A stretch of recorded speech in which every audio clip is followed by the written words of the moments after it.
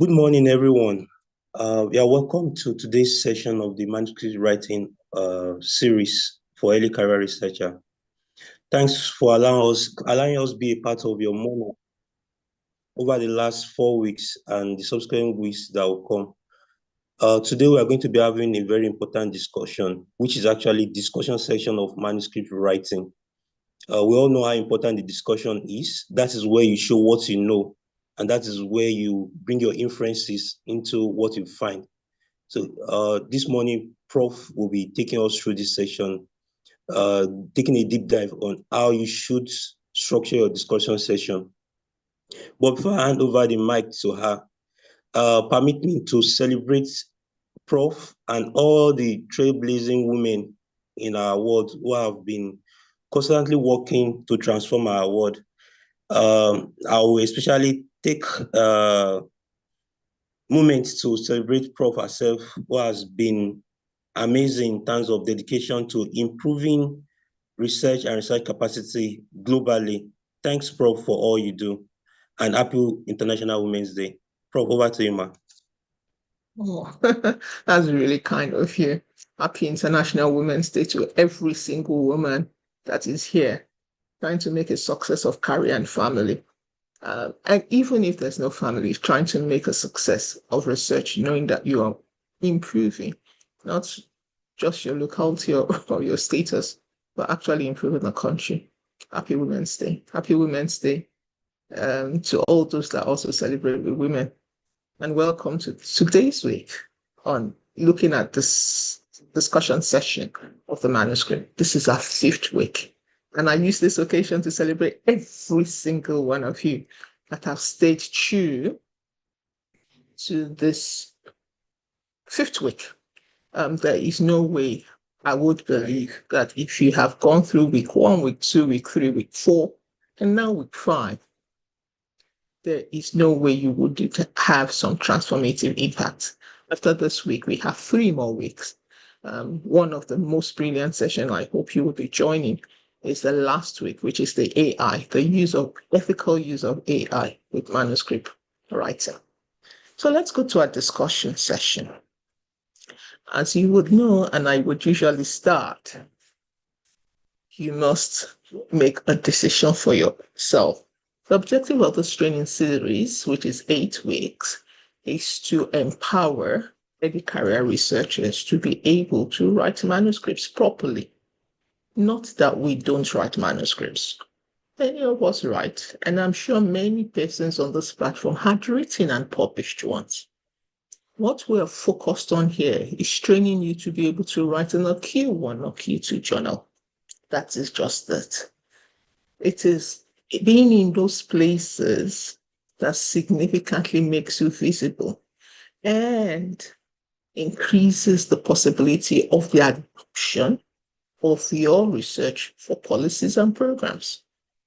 Our research is not just to count papers that has been published. that would be an error, a waste of time in the academia.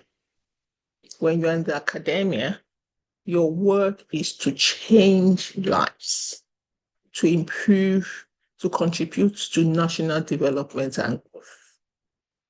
And you do this by doing research and sharing your research findings at every place that is feasible, that is possible. One of the most appropriate way to share research findings so that everybody globally can have access to that finding is by publishing. Global access is not by publishing in the journal, in your faculty, that only you and the editor would get to read, or maybe by accident, some other faculty members, is by publishing on Q1, Q2 platform where the world has access. It is therefore important, and I call it native intelligence, to learn what will get us into that platform. This week I was sharing on a platform where I had the opportunity to train on abstract writing. So that, and there I talked about being able to present your work at conferences.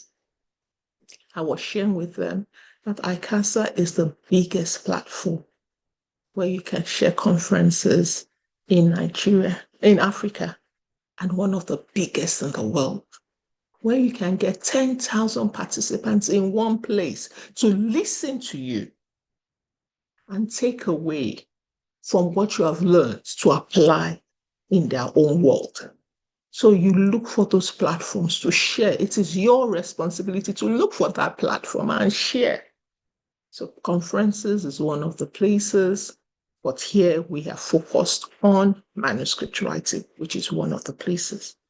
And in manuscript writing, we are focused on Q1, Q2 standards to get you there. Having said that, please note we all choose and make ourselves. Whatever you want to be is a choice, and how to get there, you have to start to find.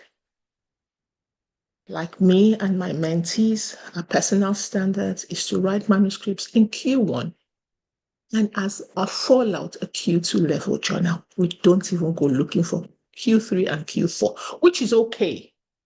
Okay, for many of my very young mentees, what I focus on with them, especially when they're writing for the first time, is to get them into a Scopus Index journal.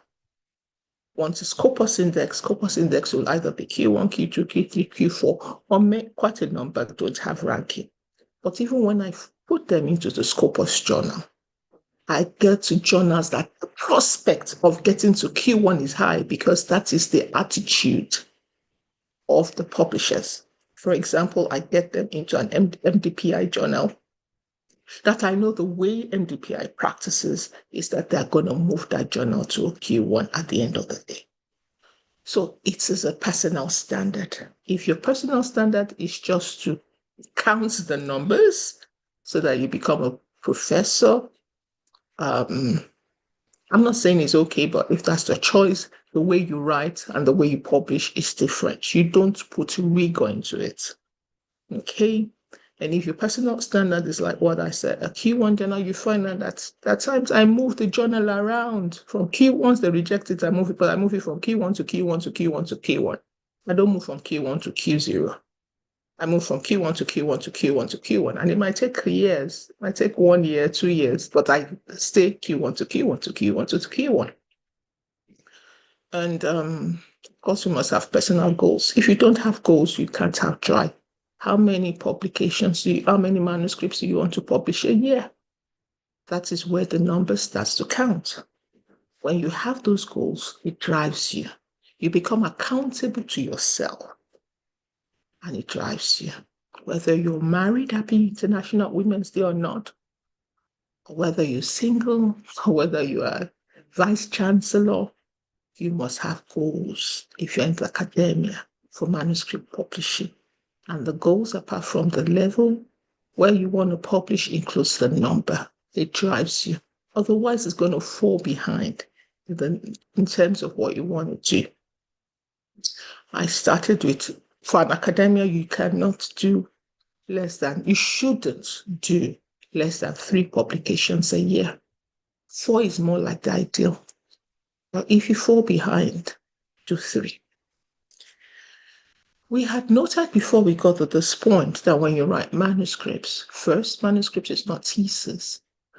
There are things you have to go through if you have done a thesis and you want to transfer it to be a manuscript that gets into a Q1 journal. It's not a cut and paste affair.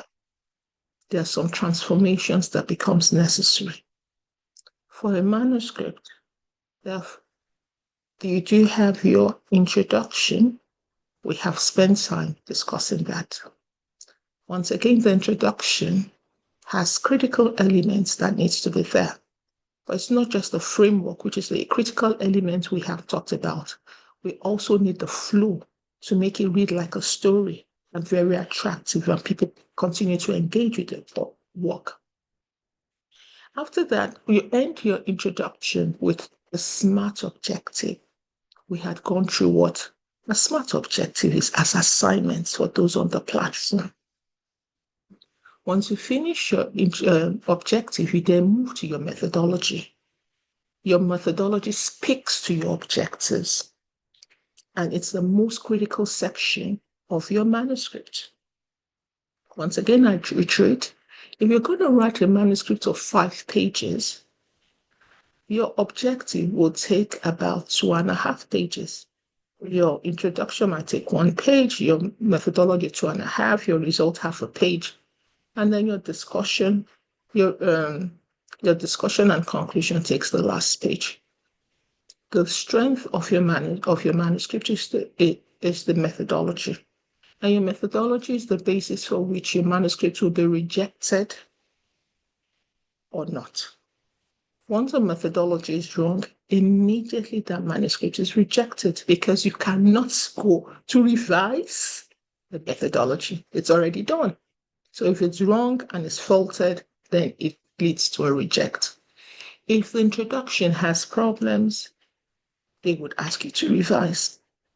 If the result has problems and the result is generated from a valid methodology, you'll be asked to revise.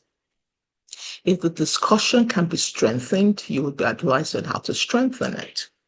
But normally that would not lead to a reject. It's the methodology that leads to a reject for 90% of the time.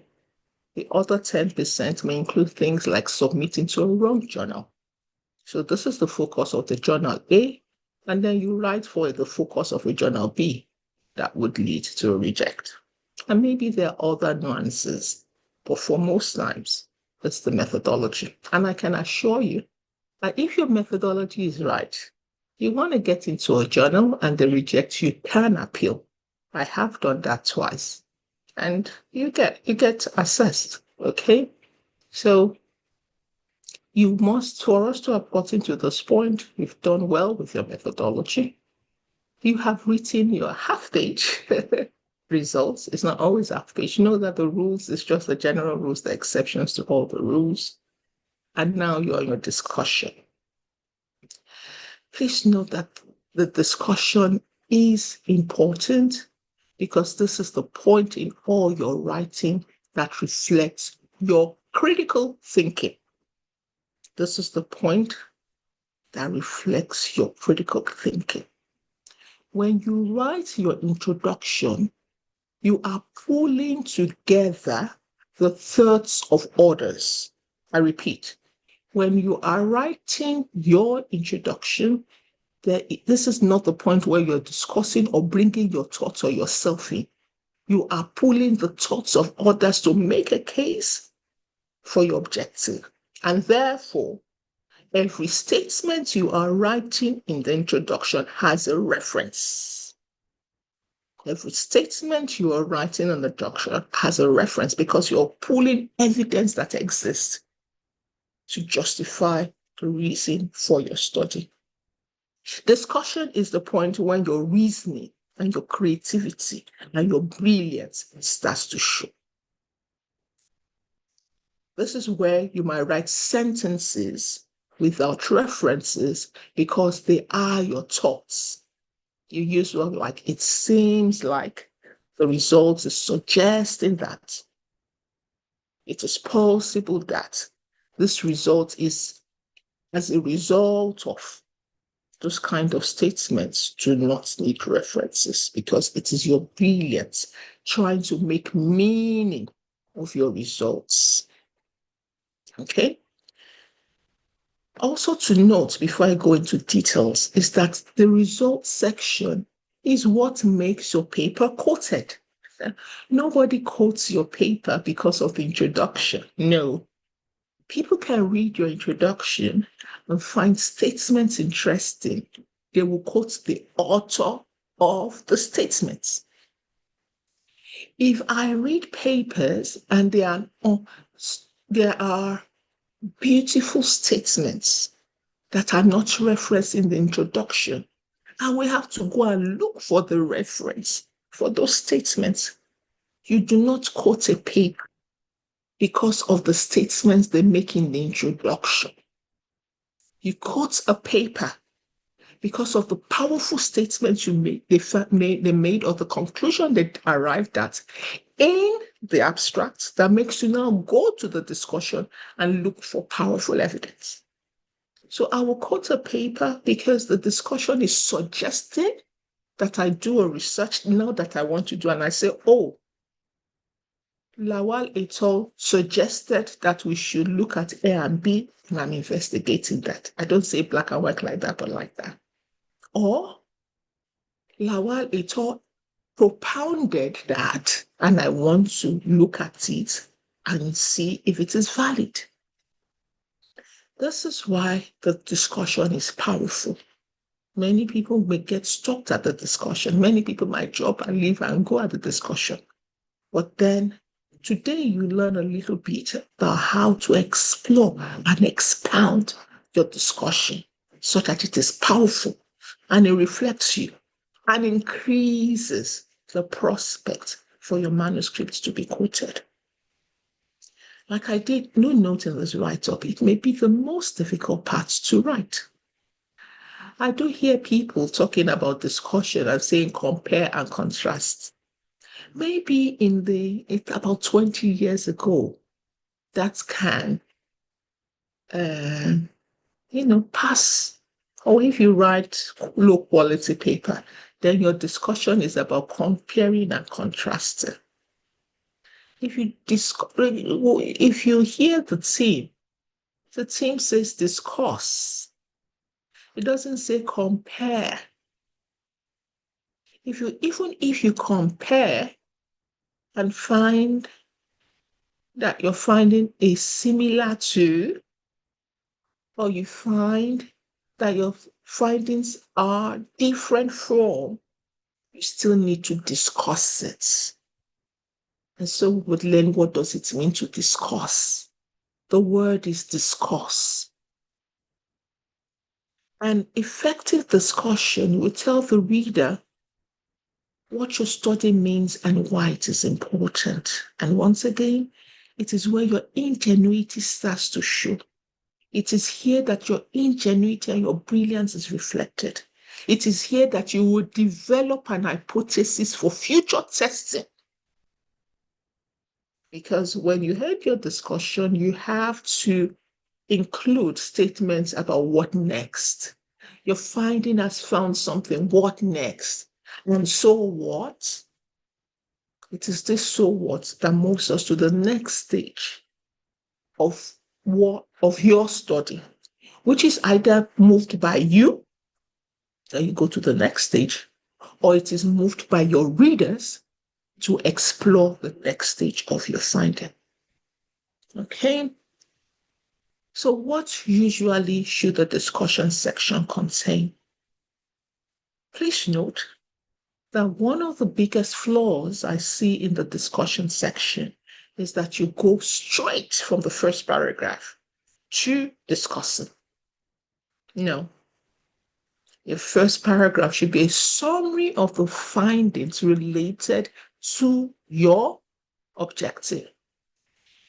This is the point where your 23.3% can now be translated to 1 in 4.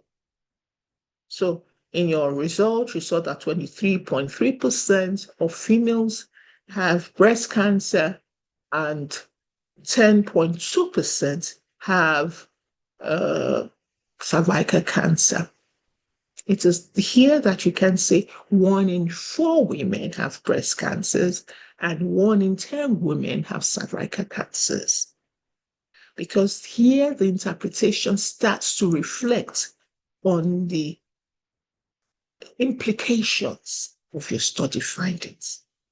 So your summary is the first paragraph. What is it that you have found in your results from your methodology that addresses the objective? You would summarize here without repeating the figures that you have gotten in the results. That's the second biggest flaw we find in discussion sections. You will now start repeating what you have written in the results and repeating it here. No, not for a Q1 journal. You don't repeat. You say what you have said in your results by your methodology, answering your objective in another word, in other words. That is saying the same thing, but not using the same words. That's why you don't repeat sentence. That's why 1 in 4 becomes more appropriate rather than writing 23.1%. You can then compare and say it is similar without repeating. Throughout your manuscript, you don't repeat anything. Your introduction is not full of repetition. Your methodology is not repeating. Your result is not repeating. Your discussion is not repeating. You might find a way of emphasizing your findings, but you don't repeat. So your first summary, your first sentence is a summary of your finding. If in your introduction you had an hypothesis, here is the point where you now say how you have answered or refuted your hypothesis as the last sentence of your summary. The next is the strength of the study. That's the next paragraph. Explain what is the strength. What is the strength your study brings? Have you used an innovative method? Are you saying something that has never been said before in Africans, in Nigerians, in a study population? You can talk about the strength of your study if truly you have been innovative in your approach. Remember, when we started in the introduction, we talked about you answering an unknown. There must be a reason for doing the study. It is called equipoise. You cannot be answering a question that has been answered. You cannot be answering a question that the known already exists. For example, in my field, I want to know if fluoride reduces the risk of caries. It's known. So why would I spend limited resources and waste people's time to try to answer what is known already and is universally known and universally applicable? So now when you're writing your strength, you can see that you have answered a question that had not been answered in the universe, in Africa, in Nigeria, in the study population. You've used an innovative methodology. You've used a robust methodology. You have used, try it. It is driven, your study is driven by an hypothesis. Okay, what is novel? This is where you can write about your strength. Imagine you did not do anything novel. There can't be any strength to write about. And that becomes a negative for your discussion. The next sentence, the next paragraph, apologies, not sentence, is the limitations of your finding. Somebody will pause and say, that's unusual. We usually write limitations at the last. Please go study your research guidelines once again. You'll find that this is what I'm saying is in accordance to your research guideline. Start with your summary in the discussion section. You talk about your strengths, and then you talk about the study limitations. Why does your study limitations come up very early? It's because it enables the readers to identify the flaws in the study and therefore read the rest of the discussion, understanding the flaws. Please note that writing the limitation does not take away from the value of the paper. It just acknowledges that you do see what the problems are. And you might have worked to address those limitations. Again, I emphasize, writing manuscript is not about you. It's not about you. It's about generating evidence to change world practices. And once again, I fall back to let you know that developed nations had only prospered because of research. Every third world country that has become powerful is because of the investment in research. And for those first world powers that have stayed there, it's because of research. You are amazed at China. You are amazed at Singapore. You are amazed at Japan, Malaysia, Saudi Arabia, and the likes. They are only transformed because they have generated evidence peculiar to their context that their government can put into policies and practices that therefore works for their countries. You're doing research is to generate evidence for our own country to be able to contextualize our problems and find solutions that are relevant. I had worked developing national policies multiple times. I have worked to develop the normal policy in this country, the oral health policy, HIV/AIDS policies, and we don't have evidence. So you have to be using the evidence from the other countries, somewhere external, to formulate your policy and drive programs. It won't work because it's not our context. But to put things in those policies, you can't find Nigerian studies. So you have to use proxy data. It's the same thing in WHO and the world. When they don't find data for Nigeria, they will use proxy data. And you know where most data come from Africa? The biggest researchers are Egypt and South Africa. Then they use those proxy to tell your story. It won't work. It won't work. It's a waste of resources. So you must do research. You must tell your stories. And you must help us reflect your finding based on the limitations. Because it's not you. It's about making things right to be able to use it appropriately in the context where it is. So, for example, you do a study and you do an online study, you must let us know this is a convenient sample, and therefore the result can only be generalized to the study population. It cannot be generalized for the entire population because it is a convenient sample. It is not a randomly chosen sample, so it cannot be generalized. So your limitations become important. It is only after that that you now start giving meaning to your results related to your objectives.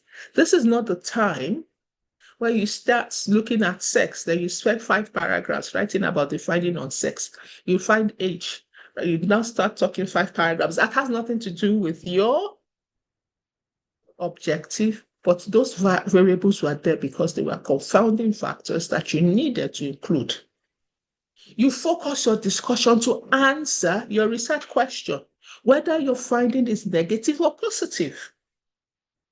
Whether your result is negative, you do not just discuss the negative results and the positive results. You discuss the negative. As long as you are discussing your objectives, you discuss it. What does it mean? Why? What's the implication of this finding? That's discussing. And this is where you start another set of study as different from what you found the study you did in your introduction. It's another level of study because you have your brilliance starts to come. You start to look, okay, is it this because there is so much sugar? You go and read the literature. You can't find it. Is it because African culture is different? You go and start to read the literature. What is there about African culture that may make this finding different from that I'm seeing in high income countries? Is it because of the policy system? You start to give meaning to your finding. Okay? If there is anything extraneous that you found that is not related to your study objectives, that is the last paragraph. If it is significant new, You don't need to talk about it. If there's something you found that is surprising, really big, that is different from your objective, just put it as a paragraph. The last paragraph, surprisingly, you found this. That needs further exploration. Remember that your study was not powered to talk about the surprising finding. Your study was powered to talk about your research objective. So your surprising finding cannot be a conclusive statement. It can only be a postulation for future people, for people to take note of and study in the future. When I say power, what do I mean? For those of you that were there at the methodology section, you would understand that I kept referring to this. One of the biggest flaws of many papers that will not make you go into a Key 1, Key 2 journal is when you do not do your sampling, your sample size. You do not determine your sample size. When you determine your sample size, then we do know that this question is powered to be able, your post-study population or your recruitment will answer the question.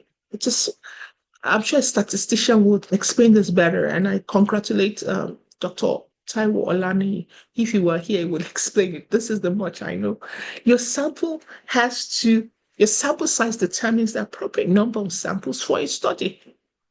Therefore, when you get the number of study participants, you're saying that this is the number of study participants I need to be able to answer this question.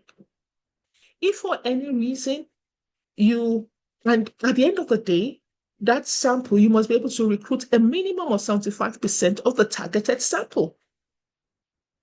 If you recruit anything less than 75%, then that study, and that's where you now write your limitation, is not powered to answer. All your study can do is to postulate and say, oh, because it's not powered, although I find an association, future studies are needed to validate that. But if it is powered, then your answer can almost be conclusive. Okay, of course, depending on the type of study you're doing. If you're doing a quantitative study and you are doing a cross-sectional study, that cross-sectional study cannot give inferential answers. It can't give a conclusive answer. You can only say there's an association. The direction of association remains unknown. It isn't the longitudinal studies. It's only longitudinal studies that gives us valid inferential answers to questions. So depending on your study choices, the language matters. You don't do cross-sectional studies and use languages as if it is a causal relationship that you have found. So these are the things that matter, those little contexts in the research that matters. At the last statement before the conclusion, you must write what this means for policies and practices of future research. That is your last statement in the discussion before you write your conclusion. What does this mean? What does this finding mean? What's the implication? And then finally, you write your conclusion. Please note that your conclusion says two things. The answers to your objective again. Remember, you have answered your objective 2 times before now. Your result has answered your objective. Your first summary is answering your objective. Or conclusion is the answer to your objective. Again, in another word, lay terms word, very literal terms. And your recommendation. Okay, that's what your conclusion says. Please note the following. What is it that you do not do in your discussion sessions? You don't bring new results into your discussion sessions. Result is result. What you are discussing is the result that you have written. You cannot be writing another new result in the discussion. No. Okay? You are discussing this. If there's any result that you find important, you must have reported it in the results sections. Okay? And then you don't represent the data. You heard me before. So if we found 23.3% in the discussion, you can't be saying 1 in 4. Okay? So you don't repeat results in the discussion section. In addition, when you discuss, only discuss focused on your study objective. If the other novel findings, leave it. You shouldn't even have reported them. It's not relevant to you. Report what is related to your objective. Leave any other thing, except it is crucial, maybe never done. And it's exceptional. You must have written a brilliant piece of work. And that comes as the last statement. And then once again, you cannot say it is influential. It's just something for people to look at because your study was not powered to say that novel thing. Don't discuss outside the scope of the study objective. Well, if I am just learning this, this is where I stay. And don't give sweeping statement. That's one of the things you find. A cross-sectional study can only suggest inferential and results when we're talking about quantitative. Quantitative comes from longitudinal studies. If you are doing qualitative studies also, it's also suggestions. These are all under observational studies. Observational studies only suggest to us what it's likely to be. Experimental studies are the ones that are powerful to suggest what it is. Systematic reviews and meta-analysis are also powerful to suggest what it is. Don't make sweeping statements. For example, you saw 4 girls like eating sweets and 2 boys like eating sweets, and then you go to town, five paragraphs saying girls like sweets. It is because you did a cross-sectional study. It is because they have sweet teeth. Cross-sectional study. It is because. You can't say it is because. You can only suggest. And then don't go, bringing things outside the scope of what your study can say.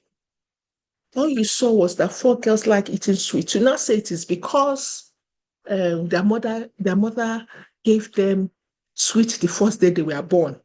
It is likely their mother. How did you find that? How does it relate to the study? You discuss what is there. Don't give sweeping statement.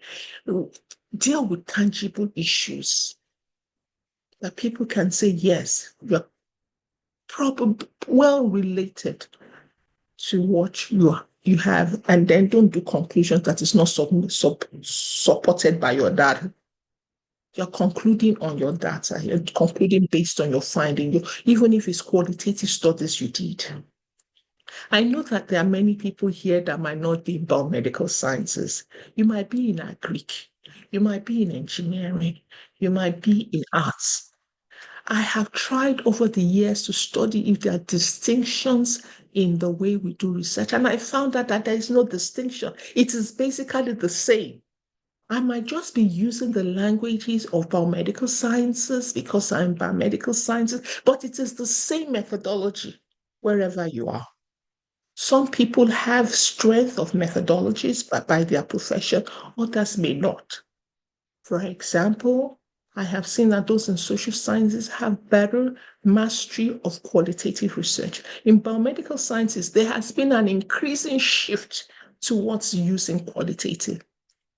About 10 years ago, those in biomedical sciences would never have known about what conceptual frameworks are and theoretical frameworks. Those in social sciences know this. They live and dream it. Now, you can't go into a Q1 journal without having a theoretical foundation, a conceptual foundation that is clear for your introduction. Now in biomedical sciences, and it's the same in engineering.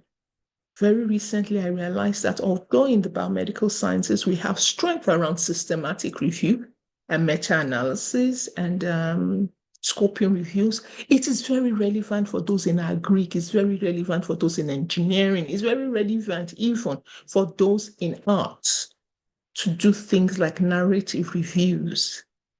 So whatever you are, wherever you are, even if you're the first in the field to apply methodology, what the world is looking for is objective evidence, not subjective evidence. And when you follow the rules of writing, you would be presenting objective evidence that becomes a foundation to build policies and practices around the world. Please note that the discussion, even though I've discussed the framework, needs to be interesting, should be effective, interesting, and relevant. People should want to read it. In fact, people should learn new things from it. You discuss something new that your study is saying. Let that be the first. I recall, I think last week, that people were saying, oh, do we present your result in the order of the presentation of your objectives? And maybe for your thesis, maybe that might be right, so that whoever is reading can flow that you are answering objective 1, 2, 3. But in manuscript, it is not. Usually you present the results that is most powerful, most interesting. You even discuss the results that are most powerful and most interesting, so as to keep your participants engaged. Okay? And then maybe that which is already known everywhere, you put it at the bottom. Okay? Engage first, keep them there reading. So what is powerful, what is novel, what is new? What are you saying? Say that first, if you have that, not any order. Also to note, I think that question also was striking for me, because usually when manuscripts, you only have one objective. In your thesis, you can have 3, 4, 5 objectives. One manuscript does not answer, does not report all your findings. In masters, you have 3, in PhD, you have 5 to 6 objectives. One manuscript cannot answer all your objectives. Manuscript is usually focused on one objective. Maybe the objective might have subs. But for you to write a manuscript with 2 distinct objectives, I tell you, you must be brilliant. Then you go and put 3 distinct objectives in one manuscript. You must be an Albert Einstein. Because the problem will come at the discussion stage. How do you link 3 different objectives that is likely to have 3 distinct methodologies and 3 distinct results? You will struggle. I can assure you, because I've gone through it. You will struggle, and you would likely not struggle successfully, because you can't link it. In effect, if you have a master's thesis that has 3 objectives, then write 3 manuscripts. If you have a master's PhD thesis that has 5 objectives, write 5 manuscripts for each of them. If your objective is distinct, I'm not saying those kind of objectives, that it is only one objective, then you break it into 5. Those ones. I want to find the association between head and neck. Then you say, first, I'll find the prevalence of head. No, objective 2, find the prevalence of neck. Objective 3, find the association between head and. I'm not talking about those kind of objectives. Objectives that are distinct and would need distinct studies, you can't link them together, because you can't discuss them as a whole. Okay? So don't struggle. I am currently doing a PhD. I have 6 objectives, and I'm writing distinct manuscript. The one manuscript that has all of them together was a structural equation modeling that I did with the help of some brilliant young mentees in Norway. And that was how I could bring them all together. But if I were to write them, I was already planning to write 5 different papers. And I am still writing. That even didn't answer all. I still have about 3 other papers saying distinct things for the others.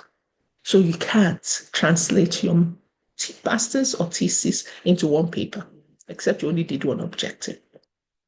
All right. So this is what we talked about, linking the findings together.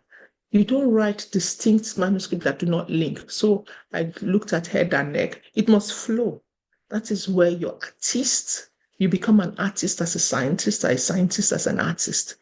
One paragraph must flow into the next. One finding must link to the next. They all must link.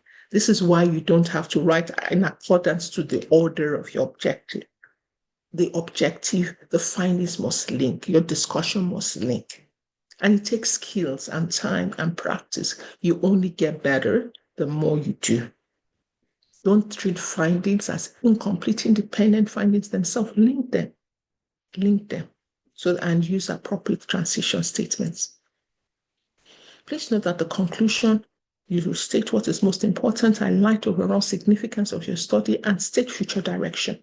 In your conclusion, you are talking about your answer to your objective.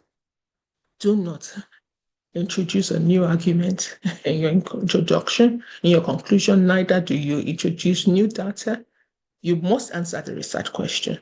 and you must state what your major finding is, your major result is. If you don't start also in your conclusion to start putting reference statements, that doesn't happen. Your conclusion should not be anything more than two paragraphs. I just read, well, about 2 weeks ago, I read a manuscript where they wrote conclusion, and the person wrote about 7 paragraphs of conclusion. I had to send back this. That is not it. This yesterday night, I was reviewing a manuscript, and there were four or five paragraphs in the conclusion. I shortened it into one, single one. It's just one paragraph. What is it that you have found? That is it. There's no new argument. There's no new story. A conclusion, there's no story. It's just what you have found and what next to do with it, which you have already stated, but you are giving it a new flavor, saying the same thing about the new direction. And if it's 3 sentences that you want to say, conclude with 3 sentences. Or you can't find 3 paragraphs in the conclusion. 2 paragraphs is a lot. It's just 1 paragraph ideally. Okay? So in conclusion, please note that the discussion is you. It's the reflection of who you are. It's your brilliance. It's a reflection of your understanding of the study finding. It is the place where you start postulating new hypotheses, propositions, so that others can take your study forward and do things with it. It is the point where you also will be reflecting and asking yourself, what is the next thing? For example, I am doing a study now. Yesterday night, I spent time on the discussion. And because of that discussion, I know what next I will do with that data to try and find the answer. I was postulating about frequency of toothbrushing and saying that there was a need for supervision. And then I realized that I searched the public data about it. Only one paper in Nigeria had written it, and she wrote that element by accident, not even as a study objective.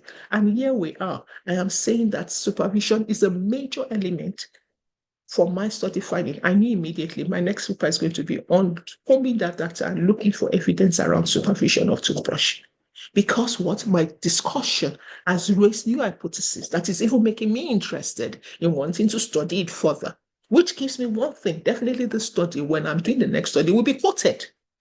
That is why I say it is very strange for you to have written your own paper and 5 years, 10 years, nobody has quoted it, even you. It is because you are not finding the new answers in your discussion. Discussion must tell a coherent story. And it must use a language to reflect the study design. If you use the cross-sectional study or an observational study like qualitative studies, you cannot be saying it is the reason for, it cannot be causing. You can only say maybe, seemingly. The association is suggesting. Then it's reflecting the study design. If you did a clinical trial, if you did a systematic review, if you did a meta-analysis, you can say it is a cause-effect relationship. But you can't say that for cross-sectional studies or observational studies. So don't overstretch the truth. It is also very important in your conclusion that you do not reflect your biases. Don't have to answer the question because of your bias. For example, I've seen it. And I remember I shared with my friend, oh, I'm sure you're a Christian because the way you're talking about these female sex workers, you are making them sinners. It is showing in your language that this sex workers you are discussing is a sinner. You are judging them with your language. So it will reflect your bias. Remember, you're a scientist, you're objective, and you're presenting objective findings. Subjectivity reflects. I wish I could teach the talk on subjectivity. We must all know where our values are and the boundaries of our values. For example, you may be a Catholic that does not like family planning.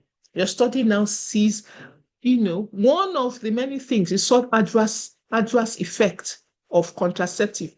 You now take it up as we have said in our Catholic family planning is bad. Then the next 15 paragraphs are talking about this one adverse effect. It reflects your personal biases. Okay, so you must be conscious. You are a scientist. Despite your personal values, which you should have, it should not cloud your finding. It should not influence your perspective and your interpretation of your finding. You must present it objectively and let people who take the results then do what they want to do with the result. And most importantly, because you are discussing your objective you're discussing objectively, it gives new directions for everyone who is reading to go. Like I did note many years, not many years back, I've just gotten unnecessary PC. At the beginning of my year, I spent 3 months reading 100 manuscripts and I start to jot. What are the things I should study that year? It is this discussion that gives me directions. And then I write, I jot paper this is the thing, and this is the methodology I should take from paper two. And by the time I have ended, I have nothing less than 40 to 50 new directions that comes directly from the paper I read singly and comes from the combination of papers I write. And that is what I pursue for the rest of my year. People might ask, and I've said, if you see my publications, I probably publish about 40 papers per year. It's because I have studied and have generated evidence for the studies that I'm going to do per year. And I'm then focused. I'm focused not only because I am pursuing it, I am sharing this with others as possible study research ideas. I am forming research groups. I have about 8 research groups, and I'm sharing ideas, and we are all working together. But I have studied and generated ideas that allows me to pursue that kind of number of studies per year. You cannot have dearth of ideas when you study and you look at quality research that people discuss. On that note, I want to thank you for listening and I'm looking forward to your questions. I would like to acknowledge every female on this platform once again. Doshima, God bless you. Thanks for always being here. Over to you, Kudus. Thank you. Excuse me. Thank you very much, ma'am, for that impactful presentation. We have a couple of questions on the chat box, which I will take quickly. The first one reads, "Good morning, ma. If you do a study in 4 different centers, is it okay to compare the 4 centers, or does this have to be stated as a comparison in the objective?" I don't know what you want to do. Once again, you have to know, why did you go to 4 different centers? It must have been based on your objective. So I think now it's all about your objective. Apologies, I'm not helping you. What is your objective? If your objective is to compare centers, then you report centers. If your objective is to study different sites for their peculiarities, you study different sites. Actually don't know. What you decided to do was based on your research objective. I'm sorry I couldn't help. But Dr. Kudus, if you do have an answer, please share that. Over. Thank you very much, ma. I think I agree with you that it's the objective that will direct what is going to be reported in the discussion. So if the objective ab initio is that you want to compare the different centers, maybe you have some of the centers are rural centers, while others are urban-based centers, then you want to make a comparison whether there's a difference, then we discuss along that line as well. Except you can make the question clearer. I think that will address what we understood from your question. So quickly, the next question is, please, can we group results and discussion together? That is, writing each discussion under each table before the next table with its discussion. That depends on your journal instruction. If your journal, and there are journals that allow that your result and discussion happens together and then you conclude, please follow the journal instructions. Follow the journal instructions. These are broad teachings, but please adhere to the instructions of the journal. I just want to pause and also greet Yemisi Olagunju. God bless you, Queen. As I'm going through, if I see female names, I just call you specially. I know Queen cannot be a king, so it's a female. Happy International Women's Day. Over to you, Kudus. All right, ma. Thank you very much, ma. So another question. Okay, excuse me. Another question from ma is, what if our objectives require different methodology? Is it that we can't group them together? For instance, when dealing with insects, we look into their mortality, oviposition, germinability, green damage. They all require different objectives. I think I've answered that already. It's going to be challenging for you. If you do a thesis, then once again, I keep repeating, a thesis is different from manuscripts. It's actually very different. So if you do 50 objectives, that is looking at 50 things in your methodology, and like you already noted, the methodology is going to be different. You're going to have a challenge writing the manuscript with 5 different methodologies in one manuscript, and then you want to discuss concise. It's not going to be possible. That's 5 different objectives. Do 5 different papers. Well, you can't do one paper, 5 different methodologies in one paper, or 2 different methodologies. I mean, I'm telling you what I know. It's not, I've done it before. I did it for one paper, 3 objectives. I tried it. I think I went through review about 5 times. We kept going back and forth. And I felt that the reviewer was kind to me.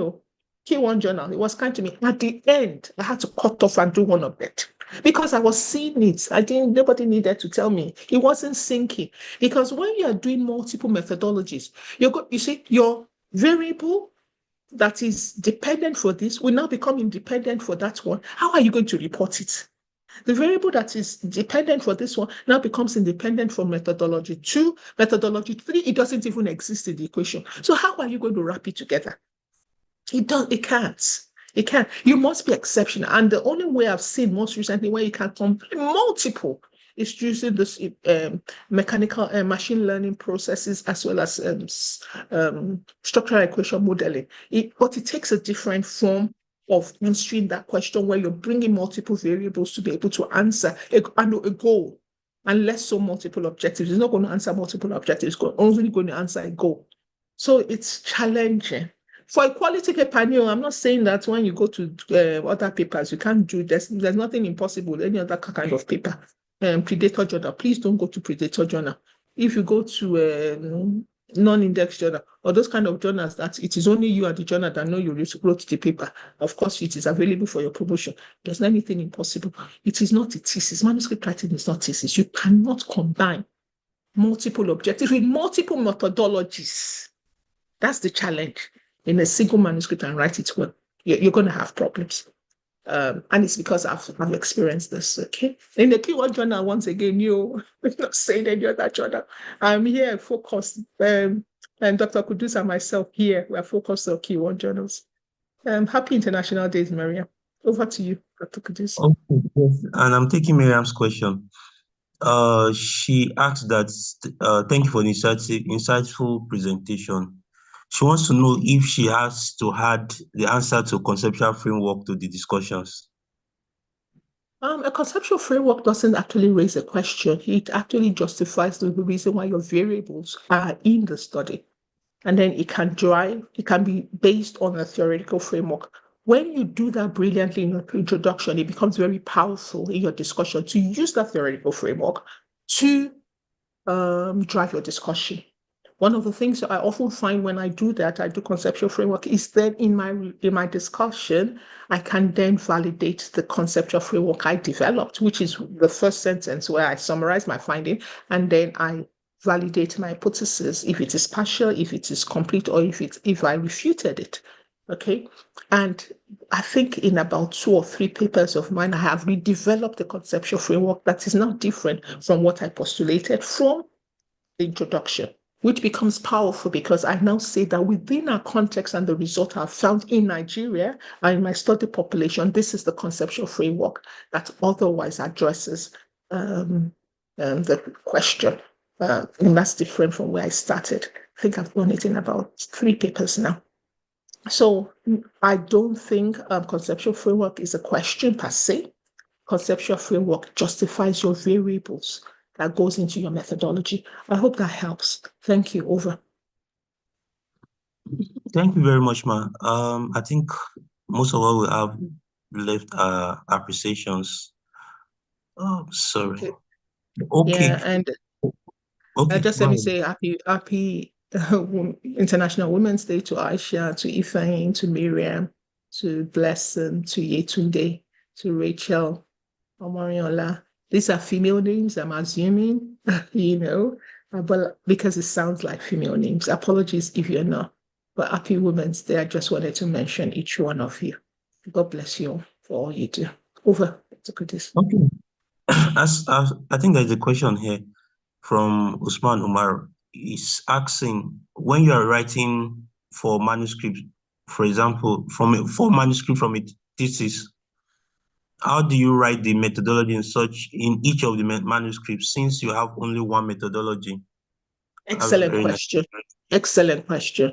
And that's usually one of the headaches with writing multiple manuscripts from um, a single study that then requires you to be brilliant to repeat that methodology without repeating the word, so as not to be talent by plagiarism. So you're going to write the same methodology. There's nothing wrong with that. Believe me, methodologies are common to many things. So it's not just your study. That many research have the same methodology. The brilliance about what you're going to do is to rewrite that methodology in a way that you're not repeating the words. Let me tell you what I usually do. First of all, I would spend time to develop the master paper, the main paper from that, where I comprehensively write the methodology. Wait and pause for it to be published. And then in my subsequent papers, I now refer to that paper for the full. So in your methodology, you will now write it briefly, okay, Mhm. and I refer to that master paper. And then, of course, it doesn't mean that in your current paper you don't write the variables that are peculiar to it because there's something peculiar to in this your new paper. You write those elements, but in terms of the methodology, like the sample, the data collection process, it will be in that paper. So I write a paragraph and refer to the rest from that paper, and then write those things, my study variables that are peculiar to my study. That's the way I go about it. But brilliant question. And I think it's a challenge that many people often have to face. Thanks for asking that. Over. Yes, ma'am. Just last night, I was reading a manuscript that did exactly that, in which previous paper was referenced. I had to go and open that paper to get the details of the methodology. Excellent. Um, the next question is: does it mean my objective must only be one for a manuscript? Can it be narrowed down to specific areas within the objective, like three? I think that I has think I've answered that multiple times. that's Once again, this is all about guardians. You can do what you feel comfortable to do. We're only giving guidance and experience sharing. But once again, if your methodology is multiple, more than one method, when your objective and your methodology are distinct, I think you will have problems reporting that paper concisely. I think we've come to the top of the hour, and we'll encourage other questions. Please take it to the platform. Thank you for having me, and happy International Women's Day once again. Over to you, Kudus. Yeah, thank you very much. And thank you for being a part of our session today. Happy International Women's Day. See you next week. Thank you.